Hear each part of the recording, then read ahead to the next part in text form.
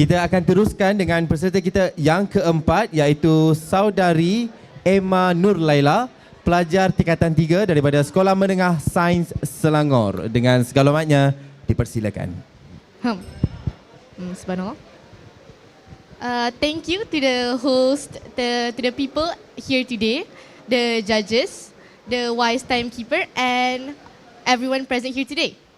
Before anything else, Assalamualaikum warahmatullahi wabarakatuh, and a very good afternoon to everyone here. My name is Emma Nur Laila BINTI AMINUDDIN from Sekolah Menengah SAINS Selangor, and I'm a Form 3 student.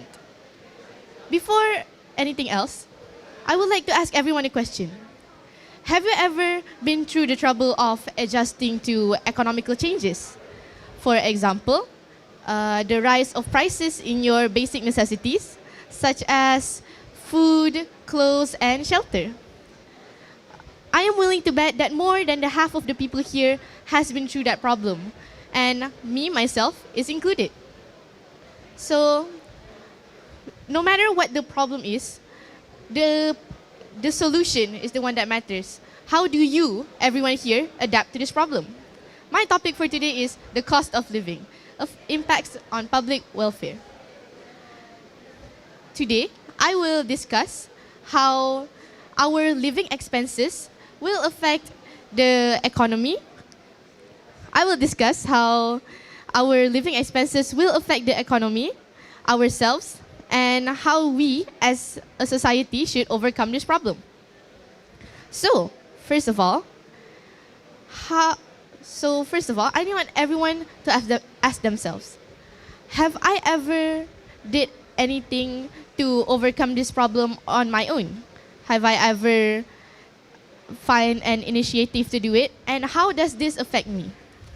So, first of all, how does this problem on economical changes affect me?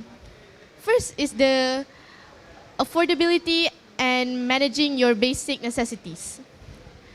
Everyone needs to buy their basic necessities like food, shelter, education, and healthcare. But there are parts of the world that are having troubles in affording these things. And this also is how there is an uprising poverty rates in the world. Across 110 countries, 1.1 billion out of 6.1 billion people are poor, and most of them are from South Asia. In that South Asia percentage, there's 380 million people, and 6.2 people are from Malaysia.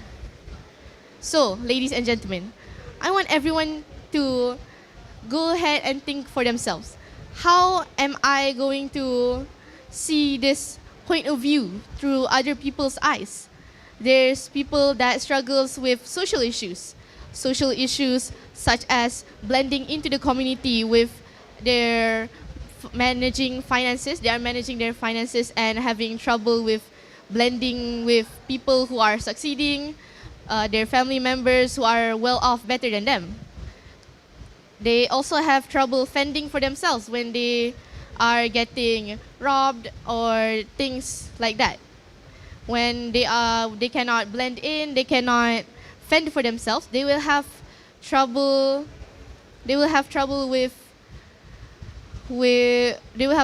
and be pushed over the edge by desperate measures to acquire money for their family, their people they need to take care of.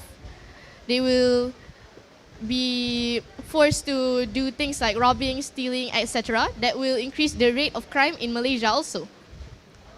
Other than that, there are also people that are having difficulties in catching up with the economical changes. When they are having difficulties, they cannot receive money for themselves, and there will be a big gap between their wages and the expenses they need to pay. This will put a burden on their shoulders, and more burdens when they have people they need to take care of. Children, sick family members, and so on.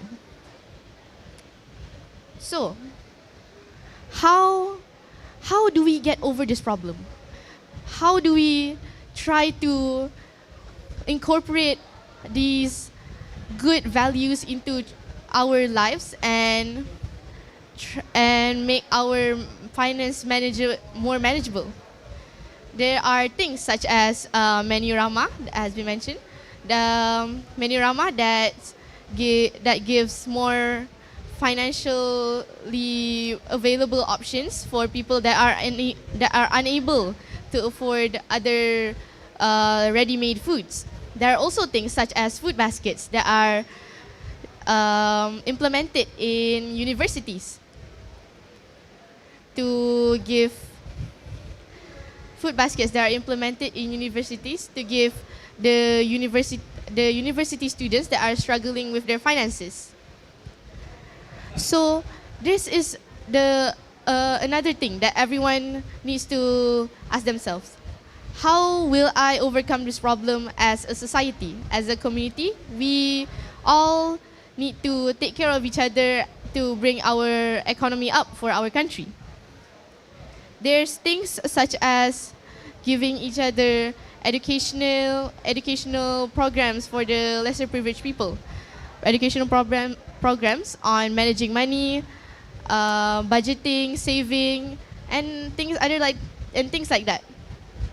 They can learn how to budget their money more freely.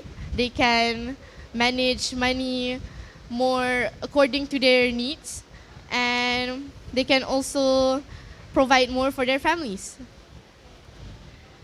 There are also things like free public transportation that will help you save more money and cash on transportation.